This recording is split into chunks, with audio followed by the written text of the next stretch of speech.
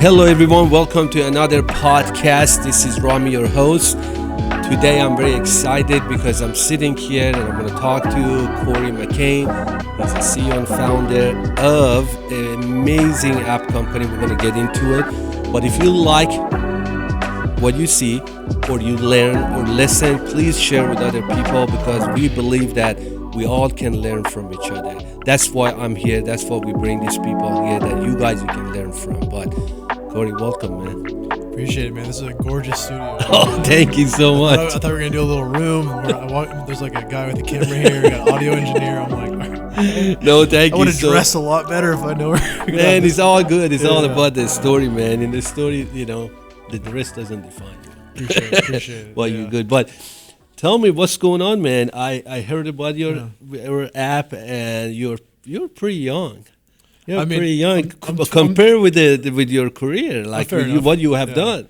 Well, I'm pretty young relatively, but I feel like these days, like there's kids that are like 20 years old that are making millions of dollars a year already. So I'm 29 now, so I'm like, I don't know. I feel like I'm at the later stage of this new era of like success. So all my good friends are in their mid 20s and just like crushing it. So it's really like a good motivator for me to be like, well, I'm only 29, but I'm also like, okay, but they're only 22. So I don't know. I feel like I'm doing well, but we got a ways to go. Are you originally from Austin, Texas?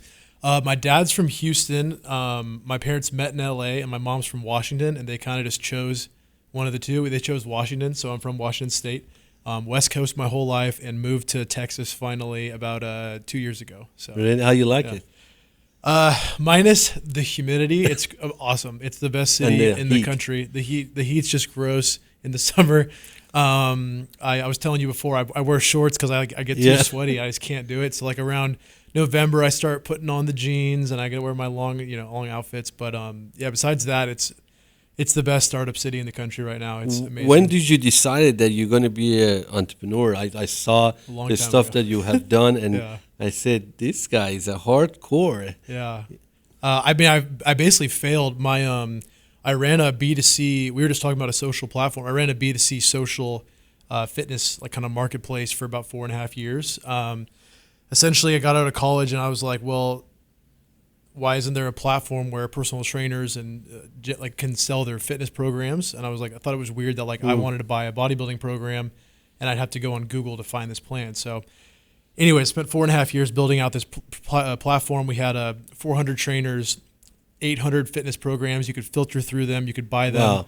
It was really cool, but it wasn't making any money. So we finally launched it. We got a few months in. We made a couple grand, and I just realized that it was just kind of a cool app. It wasn't really like a business that I could grow and scale and raise venture capital with. So we basically just pulled the plug, and I switched to the B2B route, which is what we're doing today. So you just focus on the B2B right now? Now we're B2B, yeah. I mean, I have friends every day messaging me saying, hey, I would love to use that app. Like, where can I get a program at? And I'm just like, guys, we're B2B now. You have to be a coach or a client or a gym.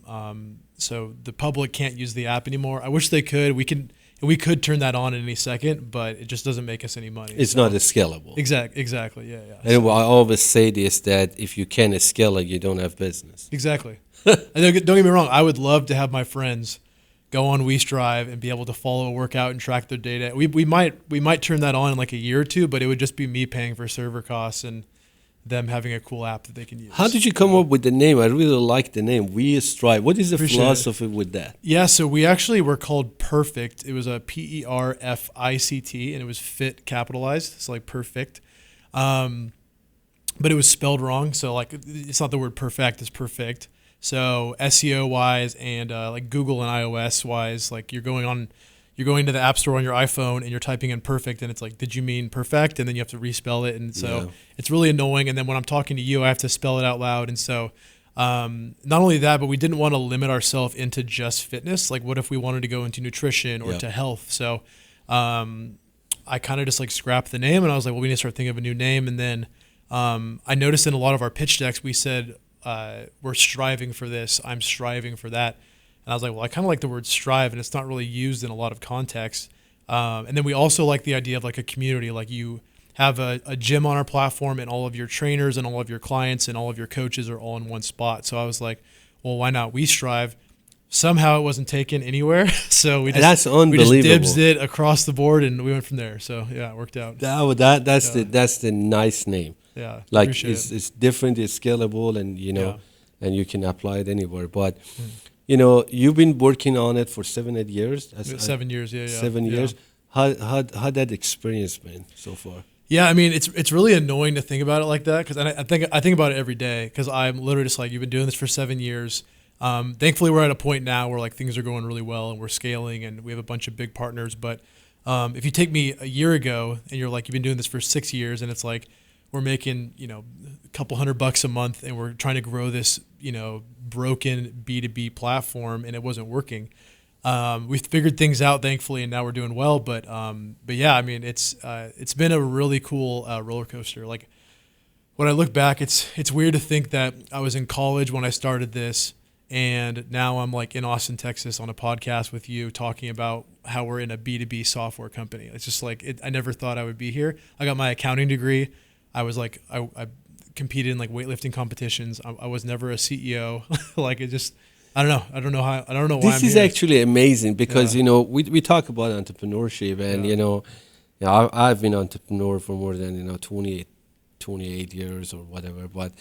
But everybody thinking that being an entrepreneur is a sexy, fancy name and you're gonna have everything overnight. But as you experience that, you work like 7-8 years nonstop. You got to the point, I'm sure, that you said, "That's it, man. It might not work." Yeah, I've been there. I done it, and then you want to throw the towel and say, "I'm done, dude." And you knock any door and nobody opened the door, and you still kept on going. What made you to keep on going? What was that really like a spark? What was that? I don't know. I think I'm a little crazy. I think I don't know at that point. We all. Yeah. Well, it's funny. So my development team is over in Eastern Ukraine. I've been with them for like 5 years, or Western Ukraine. And been with them for a long time, and they're always just like, I don't know how you're still going. Like, it makes no sense because they were with me towards the end of my B2C app when I failed, and then I was like waiting tables and door dashing and everything to switch into B2B so I could pay for it. And they've been with me for the whole journey. They're just like, I don't understand like how you're still doing this, and I don't really understand it either. I think I just love it. I think I just love like the months where it's like, okay, we don't have enough money to pay our developers next month. How are we going to get the money? And then like the next week, a buddy of mine that sold his company will call me and be like, hey, like, can I put in $50K? And I'm like, cool. And like, I love the ebb and flow of like the negative and the positive every day. Like I'll, like on Sunday, I went to bed last week and we had like 3 trainers just randomly cancel. And I was like, why would they cancel? But then the next day, 2 of them resubscribed because they didn't mean to cancel. And then we got 7 new signups. And I'm just like, I just love that. Just like, I don't know. It's just weird. It's like addicting. Like if I had a boring day every day, I don't know what I would do. And as you know, Cory, that being an entrepreneur and you've been in that shoe for a while, that sometimes you want to give up. And as you said that, it just kept you going because of that challenge. But not everybody take that challenge. Yeah. And some people, they give up right before they're going to be successful. Yeah. For the money, for personal motivation, all of that. What made you, beside that you said you like the challenge, everything, what made you keep going and just keep pounding it? Well, I like that you said that first part because on my home screen of my phone, I actually have that. It's that graph that guy made where it's like nothing, nothing, nothing, and then it's like success, and it just like at the very end of the graph, it like shoots up. That's what I always think about is like the next step is going to be the next one that like gets me to the next. The positive outcome. But I mean, to your point, I've turned like the money. I've turned down multiple really, really good job offers. I actually had a guy in the fitness space offer me equity to be his head of operations, and they just raised like $10 million. They're crushing it. And he also offered me to buy my company, and I turned him down. I don't know. I just really believe in the product, which is what pushed me to keep going. As I knew that like I knew what we were doing, I knew who we were doing it for, and I knew we could do a better job. And so I kind of just kept pushing. And money's great. It'd be great to make $100,000 right now, which I definitely don't. But at the end of the day, like, do I want to make $100,000 for the next 20, 30 years and then retire, or do I want to build something massive that I can like, potentially have an exit for, or like influence people, or be on podcasts, or be on like, TED Talks or whatever? And I just think that's just way more impactful and important to be able to like leave an impact instead of just have a job. So I don't know. I can't see myself doing anything else. I don't know. Yeah, I was actually reading your website. One of the things that really caught my eyes was that you guys, you keep saying that you're going to change the world, you're going to help other people to change their lives by giving the right tools, which is your app. WeStrive is a great tool and platform for personal coaches and the gyms to help other people as a new tool. And that's very, very rewarding. But, you started it pre-COVID and then you had the COVID. How'd that help you? Like, did it help you or hurt you? And because now everybody actually going more toward online, even though the COVID is kind of over. Exactly. But, people is still, they are in that mindset that let me go online. How you guys, you deal with that? COVID was also another example of like an ebb and flow. So like the positive of COVID, I mean, obviously COVID was terrible, but the positive for business like us is that a lot of coaches kind of woke up and realized, oh, I need to have an online solution. Like I can't just be strictly only in person. A negative is that all these coaches just use Zoom, which is free. So they were all like, well, you can't leave the house. We don't need an app. You're just going to watch me on Zoom.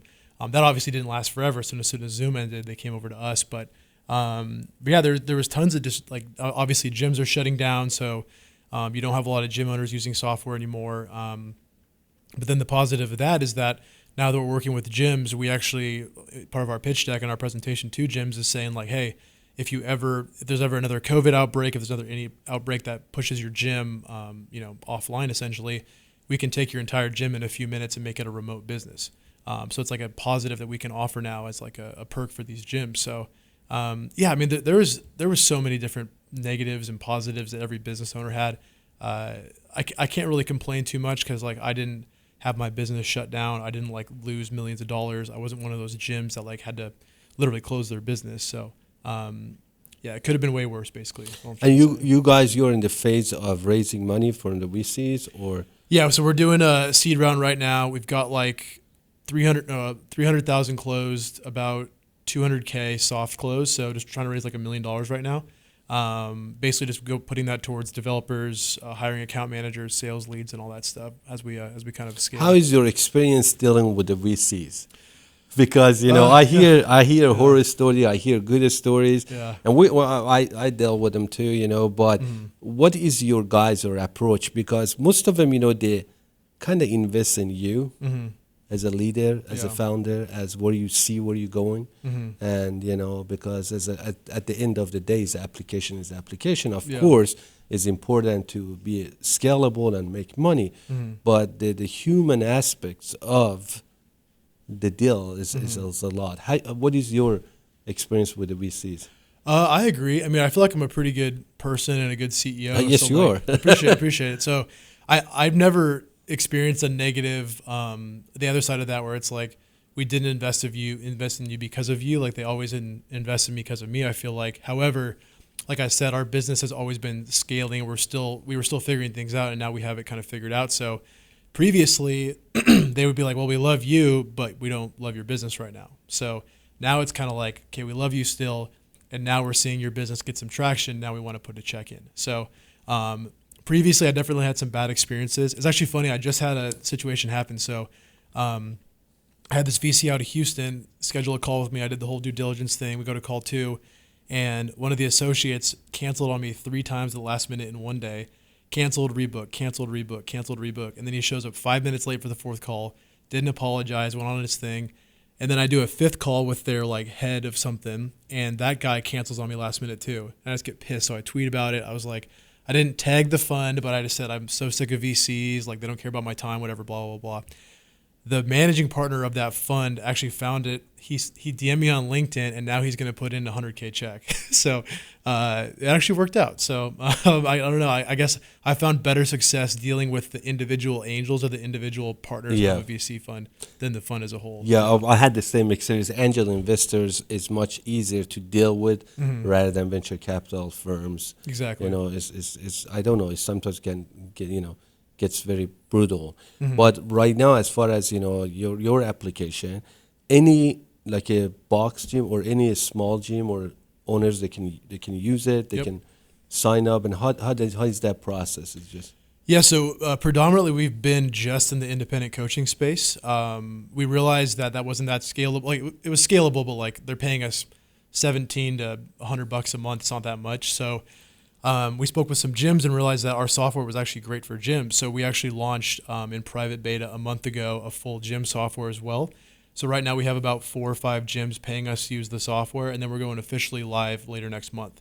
So any gym right now, whether you're a small box gym, independent, you're a 100 location LA Fitness, any of you can work with us. And we like to name ourselves like the training all-in-one tool. So you might have a software that we're partnered with in the front end where that you check into the gym, you have your staff schedule. But the moment there's any sort of fitness, whether it's a workout, a progress tracking, messaging your coach, we handle that entire aspect for you. So kind of like the training side of your gym, basically. I was reading your website, and you brag about your team a lot. I love my team. Yeah, not brag about it in the good way. I really like that you really admire their hard work and everything else. In your opinion, how important is a team? I know that a team important because I am personally a big believer that your people are the most important asset of your organization. Yeah, absolutely. They can make you or break you. Your people are not the number.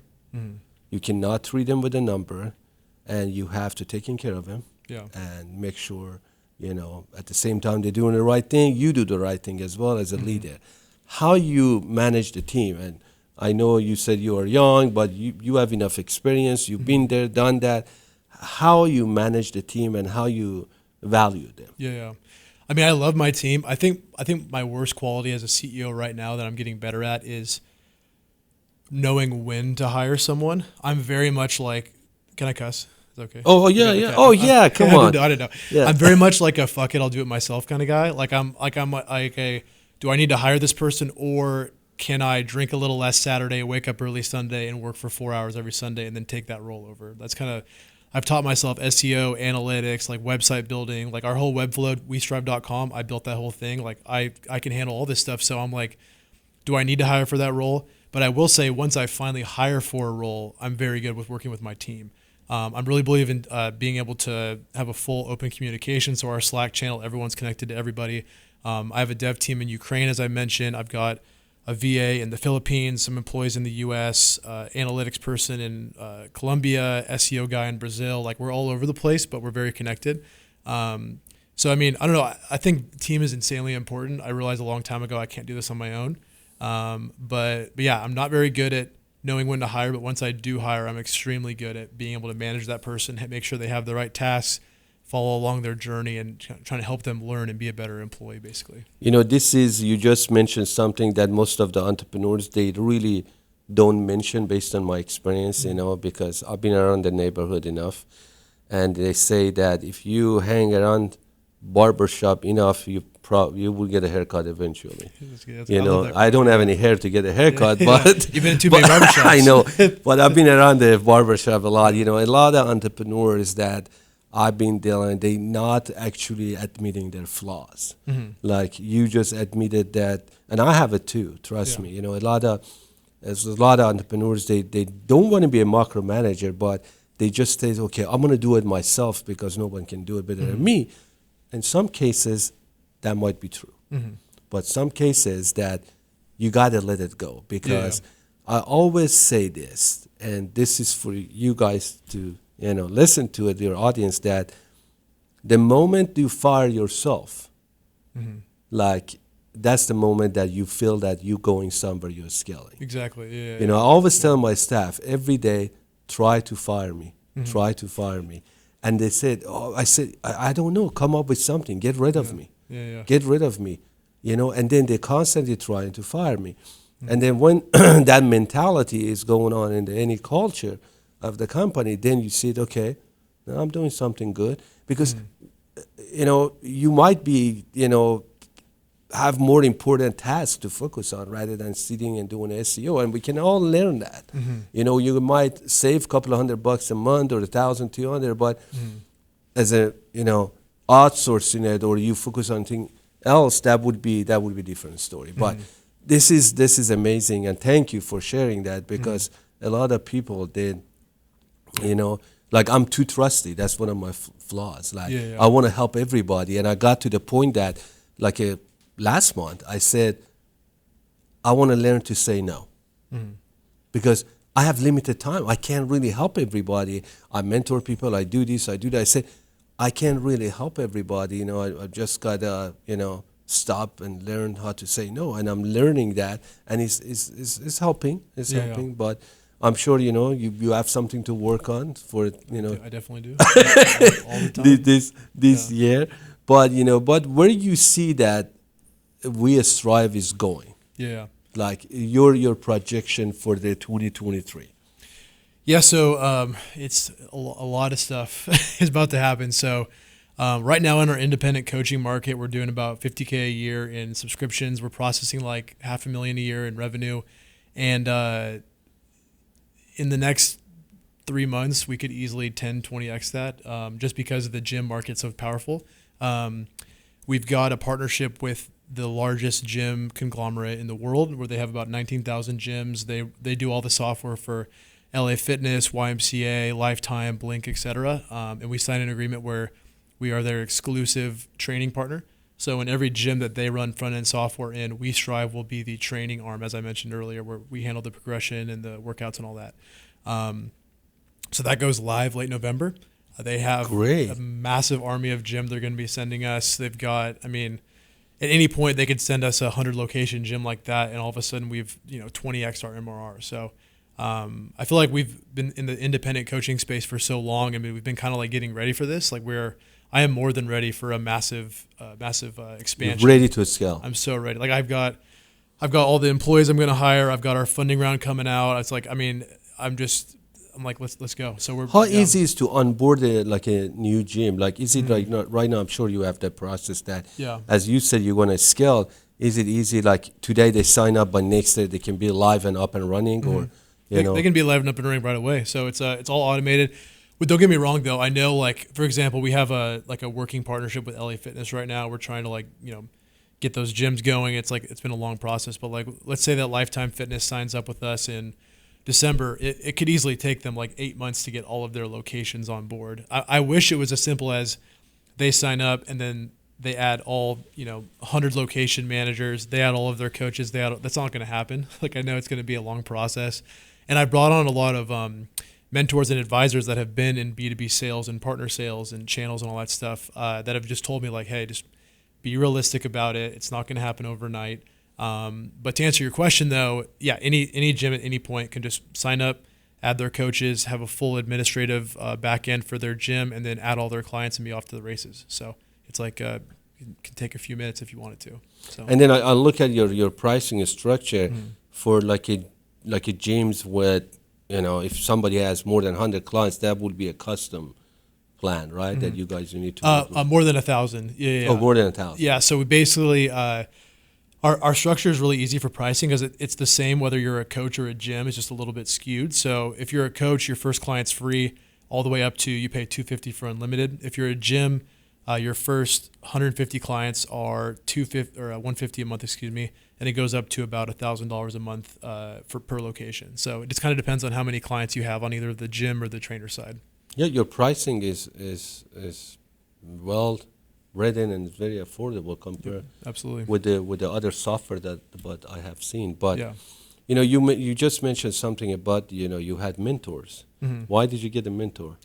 Yeah, I don't think it's in the early career, or you still have mentors? I don't think I had mentors in the sense that like a lot of people do, where they'll be like, my mentor and I have a call every Tuesday, and they just have that mentor call. I think I more have mentors in the fact that like I've just done a ton of networking in the startup space, and I just know a bunch of people. So like, and I have an Excel sheet, or now it's a Notion sheet, but a Notion sheet of like, if I need help with analytics, I call this guy. If I need help with this, I call this person. Like I have a guy that's like insanely good at SaaS PR. So if I ever if we ever need to like do more PR, he's the guy I talk to, and I'll email him like every 8 months. So I've just had a lot of mentor. I had the guy for analytics that did Airbnb's analytics for like 3 years and at their SEO.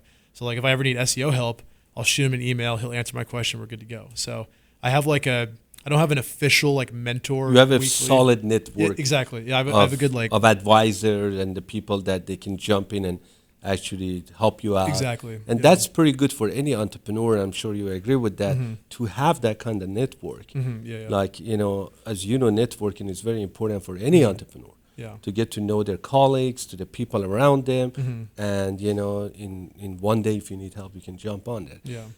One question that I always ask everybody, that who are around Cory, who you surround yourself with, Well, when I because you had that experience. I can read in your eyes that this is so important, that I always ask, who you hang around with. Well, when I lived in LA, it was a little bit different. My friends were like kind of in tech, but like, they're good people, but like they weren't in the startup scene per se.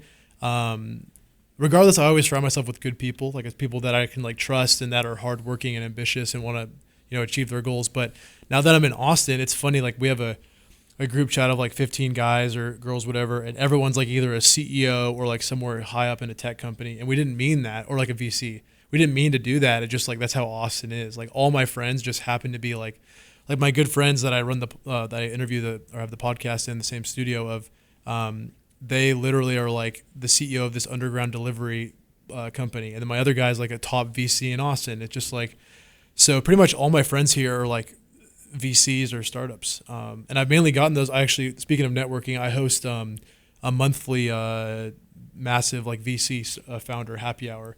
So I'll get like 100 plus people together. We'll rent out like an art That's gallery. monthly? I do it. Like, I don't have it like a strict, like, I think it's kind of boring to do it like every fourth Thursday. It gets too like When is the next one? Static. This Thursday, actually. Yeah.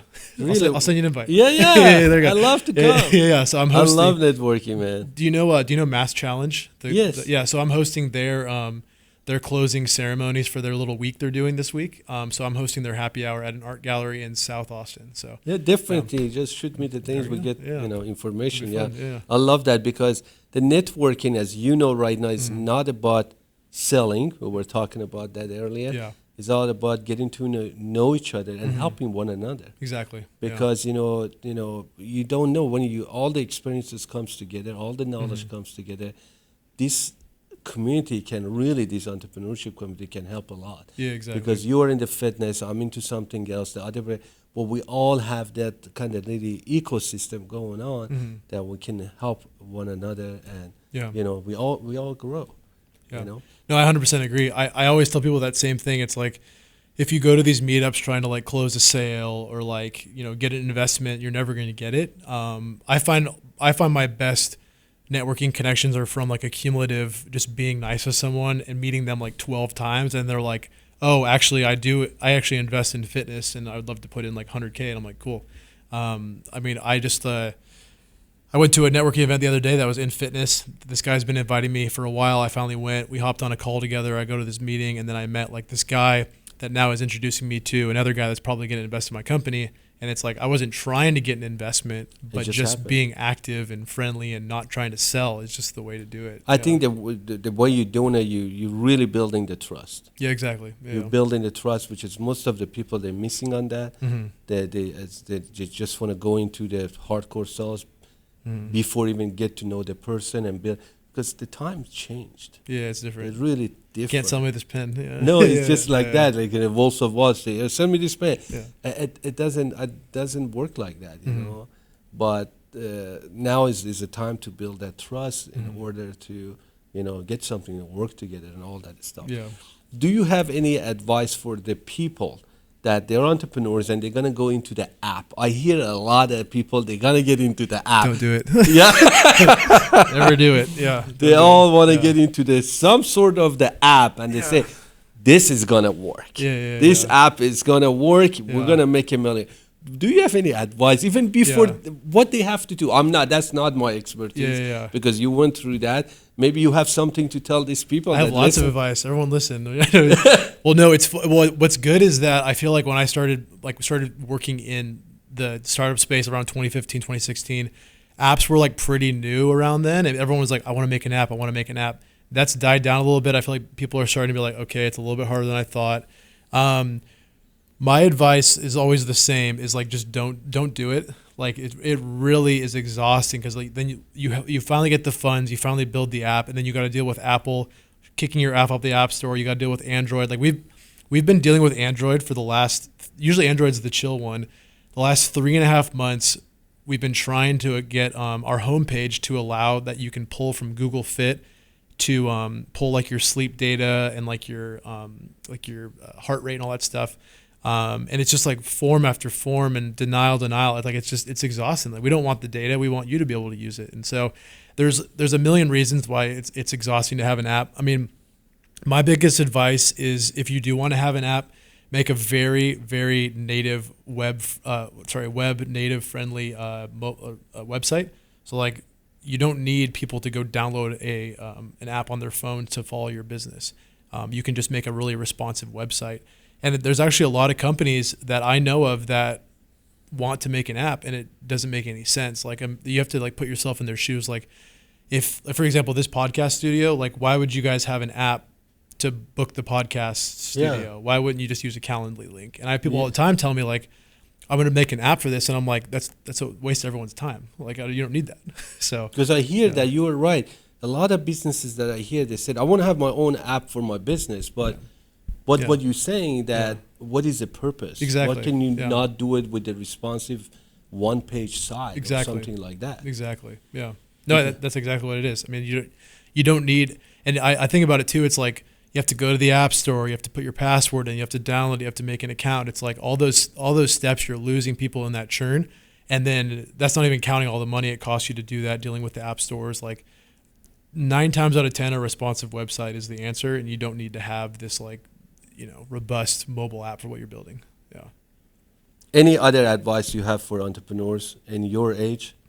I'm about to get to the 30 bracket though, so I don't know. We got a different bracket now. I'm good. Yeah, I don't know. I would just say. Would you do the same if you go back 10 years ago? Yeah, I would. No, I wouldn't do it the same. I would know exactly what I would do. That's what's funny. My friends and I talk all the time about like, if we started a company today, I could build this company I have now in like 6 months if I wanted to, because I just know all the steps I could take. So, yeah, if I could go back, I would still do it. Because like I mentioned, the 100K a year versus this. Like I've had buddies buying up real estate in Washington where I'm from. I've had buddies like buying boats and like super nice cars that like in jobs that I've turned down.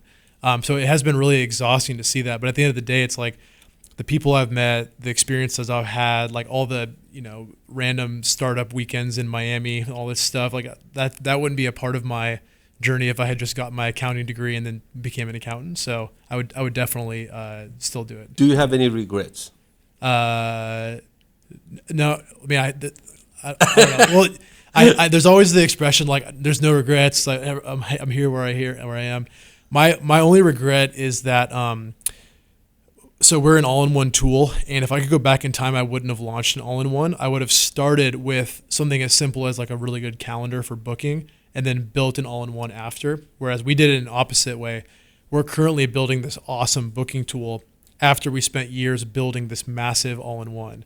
And so I think that's another good piece of advice to entrepreneurs is that like if you want to have this robust all-in-one, it does everything tool, like you're going to spend millions of dollars just figuring out every single thing's bugs and every single thing, like how the features work for each different category. And if you just pick one category and build that and make that a single like $10 a month platform, you can get really good feedback and then expand beyond that and not do what I did, which is the all-in-one first and waste a lot of money and time. So that's my one regret that I did. No, that's amazing. Yeah. My dad always says, just going back to that he says that an eagle never goes after 2 rabbits. That's pretty good. I went after like 15 rabbits. So that's what he always says. He's got his eyes on one rabbit, and then he goes and get it, and then that's what they do. And he always tells him, be an eagle, and just don't focus on that. But I really want to talk to you. We have a lot to talk. I know that, but we're gonna visit again and talk. Absolutely. Have another podcast. But I know you've been busy and running, and thanks for coming here. Yeah, absolutely. But what people they can find you as a person to, if they need some question, because our listeners, our viewers, they might have some question for Cory. Where they can find you? I mean, our socials for WeStrive are our WeStrive app, and then my social is I guess I'll do Twitter, just Cory McKane. So. And then if Instagram's Cory.mf, those are my initials. So, Cory, thank you so much for being here. Sure. And I personally learned a lot from you and what you do. And See you on Thursday, definitely. Yep. Get to know each other. But I wish you the best, and I hope I see you here again. Absolutely. Thanks, man. Sweet.